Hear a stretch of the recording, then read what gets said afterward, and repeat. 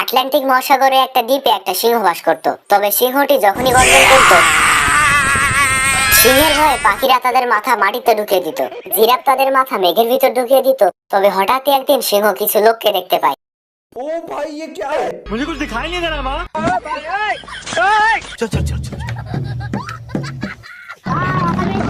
And লোকগুলো তাকে শহরে নিয়ে আসে। তবে শহরের মানুষ এতটা স্মার্ট যে সিংহকে কোনো ভয়ই পায় না। এখানে সিংহ যদি গর্জন করে তাহলে তার উপর দিয়ে অজস্র গাড়ি চলে।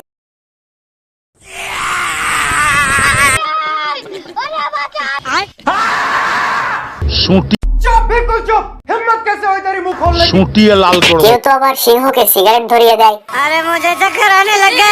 আবার কেউ জীবন্ত সিংহকে মূর্তি বানিয়ে দেয়, কেউ আবার সিংহের সঙ্গে নাচতে থাকে।